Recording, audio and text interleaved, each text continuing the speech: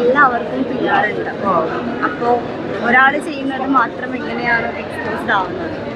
ഒരു കുറ്റം ചെയ്യുന്ന എല്ലാ ആൾക്കാരിലും ഒരാളുടെ കുറ്റം മാത്രമായിട്ട് എക്സ്പോസ്ഡ് ആവുന്നത്, ബാക്കി അത് അങ്ങനെ എക്സ്പോസ്ഡ് ആവുന്നില്ല എന്ന് നമുക്ക് പറയാൻ പറ്റും. എല്ലാവരും പി ആർ ഉണ്ട്, അവരവരുടെ കഴിവിനനുസരിച്ച് അവർ ചെയ്യട്ടെ. പിന്നെ പി ആർ ചെയ്യുന്ന എന്ത് തെറ്റാണെങ്കിലും അകത്തിരിക്കുന്ന കണ്ടസ്റ്റൻസ് അനുവാണെങ്കിലും ബാക്കി ആരാണെങ്കിലും അവരറിയുന്നില്ല. അവരിപ്പോൾ 100 ദിവസം റിങ്ങിൽ നിർത്തി, 100 ദിവസം അതിൻ്റെ അകത്ത് നിൽക്കുന്ന അനുമോള് പുറത്തിപ്പോൾ അവളുടെ പി ആർ അല്ലെങ്കിൽ അവളുടെ പേരിൽ വരുന്ന ഫാൻ പേജസ് എന്തൊക്കെയാണ് ഏതൊക്കെയാണ് ആ വ്യക്തി അറിയുന്നില്ല. അനുമോൾ എന്ന് പറയുന്ന വ്യക്തിനെ നമുക്ക് എന്തിൻ്റെ അടിസ്ഥാനത്തിലാണ് ഹേറ്റ് ചെയ്യുന്നതെന്ന് എനിക്കറിയില്ല.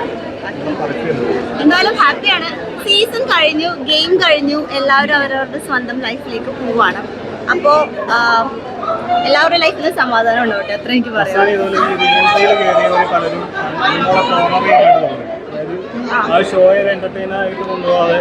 റീ എൻട്രി എന്ന് പറയുന്നത് ആക്ച്വലി അതൊരു റീയൂണിയൻ ആണ്, അതൊരു റീ എൻട്രി ആണ്. അവിടെ നമ്മൾ വന്നിട്ട് ഗെയിം കളിക്കാൻ നമുക്ക് പറ്റില്ല, മാസാവാൻ വന്നിട്ട് കാര്യമില്ല, കാരണം കപ്പ് കിട്ടില്ല. അപ്പോൾ പല ആൾക്കാർക്കും നമ്മുടെ ലൈഫിലൊക്കെ നമുക്ക് എപ്പോഴും സെക്കൻഡ് ചാൻസ് കിട്ടില്ല. കിട്ടുന്ന സെക്കൻഡ് ചാൻസ് നമ്മളത് നല്ല രീതിയിൽ നോക്കണം.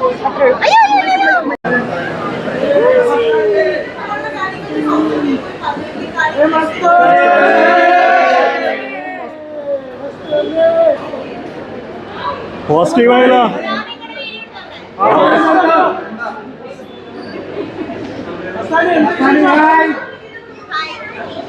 അകത്ത് പോയിട്ട് പോസിറ്റീവായില്ല. അകത്ത് പോയിട്ട് പോസിറ്റീവായ ഒരാളാണല്ലോ. എന്താ പറയാനുള്ളത്? ഒരുപാട് സന്തോഷം. അനുമോളുടെ വിജയത്തെ എങ്ങനെ നോക്കുന്നു? അനുമോൾ ആക്ച്വലി ട്രൂലി ഡിസേർവിംഗ് ആണ്. അതിന് മാത്രം അതിന്റെ അകത്ത് അനുഭവിച്ചിട്ടുണ്ട്. അപ്പൊ പക്ഷെ പുറത്തു വന്ന പലരും അവനെ പിയാവാണല്ലോ ഇപ്പോഴും പറയുന്നത്. അസുഖം കൊണ്ടാണോ? എനിക്കറിയില്ല. No comments. എന്തായാലും മസ്താനി പോസിറ്റീവായിട്ടുണ്ട്. മസ്താനി ഇപ്പൊ ഹാപ്പിയാണ്. Thank you so much. അതിന്റെ പേരിൽ നന്നായിട്ട് അറിയുന്ന ആളാണ് ഞാൻ, അതുകൊണ്ട് പറയാണ്. പല ആൾക്കാരുടെ അവസ്ഥ ഭയങ്കര മോശമാണ്. അപ്പോൾ കഴിഞ്ഞു, സീസൺ 7 കഴിഞ്ഞു, നമുക്ക് എല്ലാവരും നമ്മുടെ ലൈഫിലേക്ക് പോവാണ്. അപ്പോൾ ആരെയും സൈബർ ബുള്ളി ചെയ്യുന്നു എന്നതല്ല, പല കണ്ടസ്റ്റൻസും പല സൈബർ ബുള്ളി മെന്റലി ഭയങ്കരമായിട്ട് അവിടെ അഫക്ട് ചെയ്യുന്നുണ്ട്.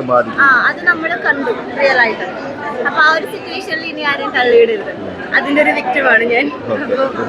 ഇതിങ്ങനെ ആവുന്നു പ്രതീക്ഷിക്കുന്നു. രണ്ടാമത് പോയി വരുമ്പോ ഇതെല്ലാം പോസിറ്റീവായി മാറുന്നു. ഞാൻ ഫോൺ കിട്ടിയപ്പോ കരഞ്ഞു.